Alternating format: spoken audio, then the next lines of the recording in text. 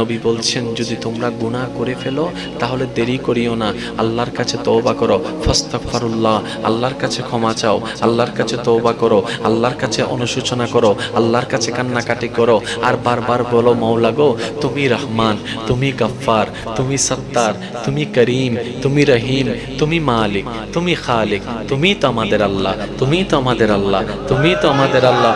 ও মওলা গো অতীত তো আমি পাল্টাতে পারবো না, কিন্তু তুমি চাইলে তো আমার অতীতটাও পাল্টাই দিতে পারো, আমি তো অতীতে ফিরে যেতে পারবো না, তুমি চাইলে তো আমার অতীতটা মুছে দিতে পারো। ও মওলা তুমি না রহমান, তুমি না গফফার, তুমি না সত্তার, তুমি না খালিক, তুমি না মালিক, একটু দয়া করো না, একটু দয়া করো না, একটু দয়া করো না, আমার সারা জীবনের গুনাহগুলো একটু মাফ করে দাও না, ভুল করেছি, আমি তো কিছু করার নাই, তোমার দরবার ছাড়া তার কোনো দরবার নাই যেখানে একটু যাব ক্ষমাটা নিব, তোমার নবী রাহমাতুল লিল আলামিনের ওসিলায় মওলা গো একটু মাফ করে দাও না। ওয়ালাউ আন্নাহুম ইযলামু আনফুসাহুম জাউকা ফাস্তাগফিরুল্লাহ ওয়াস্তাগফারা লাহুমুর রাসূলু লাওয়াজাদুল্লাহা তাওয়াবার রহিমা।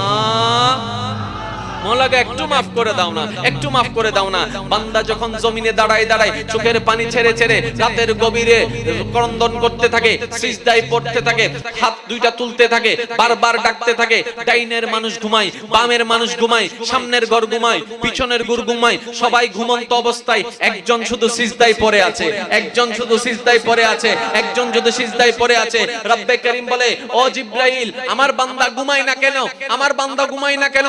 জিবরাইল বলে মওলা তোমাকে ডাকে, তোমার দয়া চাই, তোমার নজর চাই, তোমার রহমত চাই, ও মওলা তোমার রহমতটা নিতে চাচ্ছে। এবার আল্লাহ পাক বলে জিবরাইল আমার বান্দা কি চায় একটু দেখো না, আমার বান্দা কি চায় একটু দেখো না। বলে যে সে আজকে কোনো কিছু চাচ্ছে না, সে ধনের মালিক হতে চাচ্ছে না, সে বাড়ির মালিক হতে চাচ্ছে না, সে গাড়ির মালিক হতে চাচ্ছে না, তো আমার বান্দা কি চায়? আল্লাহ বলে জিবরাইল বলে মওলা সে তোমার থেকে একটু ক্ষমা চাচ্ছে, ক্ষমা চাচ্ছে, ক্ষমা চাচ্ছে, ক্ষমা চাচ্ছে। এবার হাদিসকে সামনে রাখলাম, আমার নবী বলে আত্তাইবু হাবিবুল্লাহ, গুনাহ করার পরে যে আল্লাহর দরবারে সারেন্ডার হয় অন্তর থেকে, সেও আল্লাহর বন্ধু হয়ে যায়। বলেন সুবহান। আল্লাহ যদি কাউকে মাফ করে দেয় এর চেয়ে বড় কোনো সার্টিফিকেট আর হতে পারে? সত্যি করে বলেন। আচ্ছা মনে করেন আল্লাহ পাক একদিকে আপনাকে 10 কোটি টাকা দিল, কয় কোটি টাকা? আর একদিকে বলল যে তোকে সারা জীবনের গুনাহ মাফ করে দিলাম, এক নাম্বার নেবেন না 2 নাম্বার? হদুনা চুপ করে থেকে হতাজুর মুগুদি আইতে 1 নম্বরই হইতাম। সবাই মিলে বলেন না কয় নাম্বার? 10 কোটি টাকা নেবেন নাকি ক্ষমাটা নেবেন? কেন? কারণ 10 কোটি টাকা একদিন শেষ হয়ে যাবে, কিন্তু ক্ষমাটা যদি একবার পেয়ে যাই আজীবন সেটা থেকে যাবে। মনে রাখবেন আল্লাহর বান্দা জাহান্নামে যাবে না, আমি বলছি উলামায়ে কেরামের দোয়াকে সাথে নিয়ে। আল্লাহর বান্দা জাহান্নামে যাবে, তো জাহান্নামে যাবে তারা কারা? মনে রাখবেন যে আল্লাহর বান্দা হয় সে কখনো জাহান্নামী নয়, আর যে জাহান্নামী হয় সে কখনো আল্লাহর বান্দা নয়। আল্লাহর বান্দা বলতে আমরা যেটা বুঝি, আমরা সবাইকে এভারেজ আল্লাহর বান্দা নিজেদেরকে মনে করি, ঠিক না? আল্লাহ কয়জনকে নিজের বান্দা মনে করে সেটাই হচ্ছে আসল বিষয়। আমরা তো সবাই দাবিদার আমরা আল্লাহর বান্দা, আমরা আল্লাহর বান্দা, আমরা আল্লাহর বান্দা। দাবিদার তো শত শত কোটি, এই শত শত কোটির ভিতর সফল হচ্ছে সেই ব্যক্তি যাকে আল্লাহ নিজেই জিবরাইলকে দেখায় বলে অমুক বান্দাকে আমি ভালোবাসি, অমুক বান্দাকে আমি ভালোবাসি। এটাই হচ্ছে সত্যিকার আল্লাহর বান্দা, যে জাহান্নামে যাবে না, যার জন্য জান্নাত অপেক্ষা করছে। বলেন না সুবহান। ইমানদার ভাই একটু খেয়াল করবেন, নামাজটা কোথায় ঢুকাইতে হবে? আমি কেমনে বুঝাতাম আপনাদেরকে? কোরআন শরীফ নূর, এটাতে কোনো সন্দেহ? কারো কি কোনো দ্বিমত আছে? কারোর ভিতর যদি নূর ঢুকে সে কি অন্যায়কারী হতে পারে? তাহলে আমরা জানলাম যার ভিতরে নূর আছে সে অন্যায়কারী নয়, আর যার ভিতর অন্যায় আছে তার ভিতরে এখনো নূর প্রবেশ করে না। এটা নিয়ে কারো কোনো যুদ্ধ নাই, সে যে দলেই করুক না কেন, যে মতেরই বিশ্বাসী হোক না কেন, এই কথা নিয়ে কারো কোনো দ্বিমত। কারণ আল্লাহর দয়ার নূর থাকবে সে বাটপার হবে তা তো হতে পারে না। আল্লাহর রহমতের নূর তার ভিতরে থাকবে সে অন্যের জায়গা দখলকারী হবে তা তো হতে পারে না। আল মুসলিমু মান সালিমাল মুসলিমুনা মিন লিসানিহি ওয়া ইয়াদিহি। চিৎকার দিয়ে বলেন সুবহানাল্লাহ। আরেকটু জোরে বলেন না সুবহানাল্লাহ। এবার বলেন কোরআন নূর, এখানে কোনো সন্দেহ? কোরআনের পারা পারা, কোরআনের সূরা সূরা, কোরআনের আয়াত আয়াত, কোরআনের হরফ হরফ, কোরআনের হরকত হরকত, কোরআনের নুক্তা নুক্তা, শুরুটুকু শেষ সব নূর। তাহলে এই নূর যে হাফেজে ভিতরে ঢুকাই ফেলছে কোরআনটাকে, সে তো ভালো হওয়ার কথা ছিল। নূর যেহেতু ভিতরে গিয়েছে, কেমন নূর গিয়েছে? যেখান থেকে পড়া ধরলাম উনি সেখান থেকে পড়া শুরু করেছে। ঠিক না বেঠিক? তাহলে আমার মতো হাফেজ আবার বাটপার হয় কেমনে? আমার মতো হাফেজ আবার বেঈমান হয় কেমনে? আমার মতো হাফেজ আবার মিথ্যুক হয় কেমনে? নিশ্চয় কোনো না কোনো একটা জায়গায় বেজাল। এই বেজালটা কি? এবার রব্বে করিমের দরবারে আরজ জানালাম আমরা বান্দারা, মৌলা আমরা কোরআনের নূর নিতে চাই, কোরআনের নূর নিতে চাই, নিজের অন্ধকার অন্তরকে আলোকিত করতে চাই। মৌলা একটু নূর দাও না। আল্লাহ পাক বলে কোরআনকে নিজের ভিতর নাও না। এখন আমরা কি করলাম? কোরআনটাকে আপ টু বটম শুরু থেকে শেষ মুখস্থ করতে শুরু করলাম। আলিফ লাম মিম যালিকাল কিতাবু লা রাইবা ফি হুদাল লিল মুত্তাকিন মুখস্থ করতে রাখলাম। আর রহমান আল্লামাল কোরআন মুখস্থ করতে লাগলাম। ইয়াসিন ওয়াল কোরআনিল হাকিম মুখস্থ করতে লাগলাম। আলাম তারা কাইফা ফাআলা রাব্বুকা বিআসহাবিল ফিল মুখস্থ করতে লাগলাম। কুল হুয়াল্লাহু আহাদ কোরআন মুখস্থ করতে লাগলাম। এক সময় আল্লাহর দয়ায় কোরআন মুখস্থ হয়ে গেল, কোরআন মুখস্থ হয়ে গেল, কোরআন মুখস্থ হয়ে গেল। কিন্তু বাস্তবতা দেখলাম কোরআন আমার ভিতরে আছে কিন্তু স্বভাব পাল্টাচ্ছে না। কোরআন আমার ভিতরে আছে, জবান পাল্টাচ্ছে না। কোরআন আমার ভিতরে আছে, চিন্তা পাল্টাচ্ছে না। কোরআন আমার ভিতরে আছে, মন পাল্টাচ্ছে না। কোরআন আমার ভিতরে আছে, ব্যবহার পাল্টাচ্ছে না। কোরআন আমার ভিতরে আছে, স্বভাব পাল্টাচ্ছে না। ব্যাপারটা কি? ব্যাপারটা কি? এবার রব্বে করিমকে দরবারে আরজ করলাম, ইয়া রব্বে করিম একটু বলে দাও না, একটু জানিয়ে দাও না। কোরআন তো ভিতরে নিয়ে নিলাম, পাল্টাচ্ছে না কেন? রব্বে করিম বলে তুমি কোরআন এখনো ভালো করে নিতে পারো নাই। মৌলা আমি তো টোটস্থ মুখস্থ করে ফেললাম। আল্লাহ পাক বলে কোরআন মুখস্থ করে ভিতরে রাখা একটা জিনিস, কোরআন রাখার একটা জিনিস, কোরআন রাখার একটা জিনিস, মুখস্থ করে রাখা একটা জিনিস, ওইটা রাখার একটা জিনিস। আল্লাহ ব্যাপারটা তো বুঝলাম না। রব্বে করিম জানান দিচ্ছে তুমি সূরা যেগুলা কোরআনের নূর নিতে চাচ্ছিল, তুমি যে সূরা শিখেছো, তুমি যে পারা মুখস্থ করেছো, এই সূরা পড়ার আগে তুমি কি বলেছো? রব্বে করিম আমি বলেছিলাম বিসমিল্লাহির রহমানির রহিম, বিসমিল্লাহির রহমানির রহিম। ফাতিহার আগে বিসমিল্লাহ পড়েছি, কুল হুয়াল্লাহর আগে বিসমিল্লাহ পড়েছি। আল্লাহ বিসমিল্লাহ তো আমি মানি, বিসমিল্লাহ নূর তো আমার ভিতরে আসার কথা। আল্লাহ পাক বলে যে তুমি তো খেয়ালই করে নাই, বিসমিল্লাহর আগে আমি আরেকটা দিয়েছি, আউযু বিল্লাহি মিনাশ শাইতানির রাজিম, আউযু বিল্লাহি মিনাশ শাইতানির রাজিম। এই দুইটা শর্ত যে পালন করবে তার জন্য কোরআন নূর হয়ে যাবে, ফাতিহা নূর হয়ে যাবে, ইয়াসিন নূর হয়ে যাবে, মুজাম্মিল নূর হয়ে যাবে, তাহা নূর হয়ে যাবে। ও মাওলা শর্তটা কি? বলে যে বিসমিল্লাহির রহমানির রহিম বলে আমি মাওলার সাথে, রহমতের সাথে, রহিমিয়তের সাথে তোমার অন্তরের কানেকশন লাগাও। আর আউযু বিল্লাহি মিনাশ শাইতানির রাজিমের শর্ত হচ্ছে আমার দুশমন শয়তানের সাথে তোমার সম্পর্ক ছিন্ন করে দাও। সুবহানাল্লাহ। শয়তানের সাথে সম্পর্ক ছিন্ন করো, আমি আল্লাহর রহমতের সাথে সম্পর্ক জোর লাগাও। কোরআন নূর কাদের জন্য? যারা দুইটা শর্ত পালন করবে। ঠিক আছে ভাইরা? দুইটা শর্ত কি কি? আল্লাহর সাথে রহমতের কানেকশন থাকতে হবে। প্রথম শর্ত হচ্ছে শয়তানের সাথে ডিসকানেকশন থাকতে হবে। এবার প্রবলেমটা কোথায় হচ্ছে দেখেন, আল্লাহর রহমতের সাথে আমাদের সকলের কম বেশি কানেকশন আছে, যদ্দূর হোক কম বেশি হোক আসে, আসতেছে না কেন? শয়তানুল্লাহ তলে তলে, এদিকে কানেকশন এদিকেও কানেকশন, নিয়ামত আর আসে না। এবার আসেন যাদের ভিতর কোরআন নূর হয়ে ঢুকেছে এমন কাউকে দেখি, কারণ কোরআন নূর যদি ভিতরে ঢুকে বাহিরটাও পাল্টাবে। চলেন কিছু বান্দা খুঁজি, যেমন হযরত আবু বকর সিদ্দিক। কোরআন ঢুকেছে নূর হয়ে, চরিত্র দিয়ে বের হয়েছে। হযরত ওমর, ওসমান ও আলী, হযরত আব্দুল কাদের জিলানী, হযরত খাজা মাইনুদ্দিন চিশতি, হযরত নিজামউদ্দিন মেহবুব ইলাহি, যাদের ভিতর কোরআনও ঢুকেছে ওনাদের চরিত্র দেখে বিধর্মীরা প্রেমে পড়ে মুসলমান হয়ে গিয়েছে। বলেন সুবহানাল্লাহ। পার্থক্যটা ওনারা কোথায় আর আমাদের পার্থক্যটা কোথায়? আমাদের সাথে রহমানের সাথেও কানেকশন আছে, শয়তানের সাথেও কানেকশন আছে।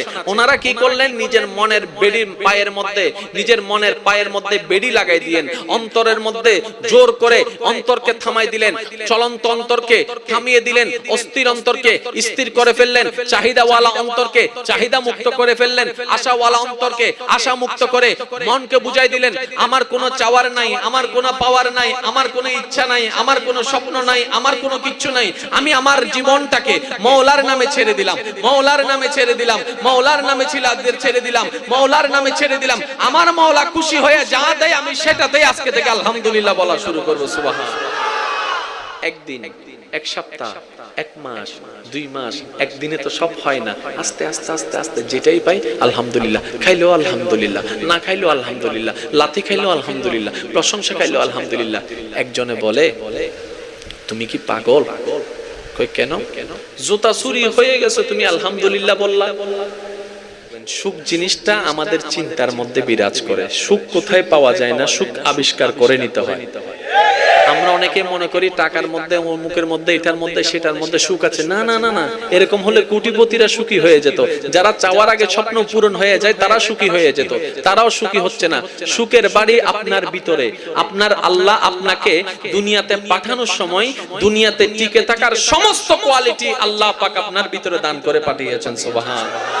আমরা পাচ্ছি না কেন? আমরা সেটাকে খুঁজি না, আমরা বাহিরে খুঁজি, নিজের ভিতরে খুঁজি না। অনেক সময় দেখবেন কলম খোঁজে, সারিমিকে তো আর কলম, চশমা কান চকুত দিয়ে চশমা তো না, চশমা হো 1 ঘন্টা বাদ আয়নার সামনে তি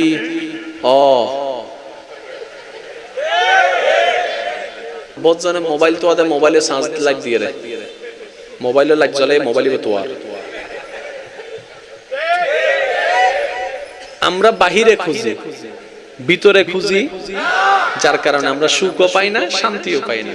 এবার একটু খেয়াল করে দেখবেন, একজন ব্যক্তি জুতা হারাই গেল, সে মনে মনে খুব নারাজ, কারণ নতুন জুতা কিনছে, পেরেশান হয়ে আছে। আরেকজন ব্যক্তির জুতা হারাই গেল, কিন্তু তার মুখে মুস্কি মুস্কি হাসি। আরেকটু জোরে, কারণ দুইজনেই একসাথে জুতা কিনেছিল, দুজনের জন্য একসাথে হারাই গেল। একজনের চেহারায় মলিনতা, আরেকজনের চেহারায় হাসি। যে হাসছে তাকে মলিন চেহারাওয়ালা জিজ্ঞেস করছে তুই কি পাগল? জুতা হারাই গেছে, তুই এত খুশি কেন, আলহামদুলিল্লাহ বলছিস কেন? তখন সে উত্তর দেয়, জুতা না হারাইছে, হাঁটার জন্য তো আল্লাহ এখনো পা দুইটা দিছে। আল্লাহ চাইলে তো আমার পা দুইটাও অ্যাক্সিডেন্ট করে নিয়ে যেতে পারতো, এখনো তো পা নেয় নাই। তোর নজর জুতার দিকে, আমার নজর পায়ের দিকে, না যার নজর যেদিকে তার সুখও সেই দিকে। তা আপনি যদি বলেন আজকে শনিবার আপনার এটা আসছে আপনার ভাগ্যে, যুদ্ধ করেন আর যাই করেন, এটা কখনো এটা হবে না।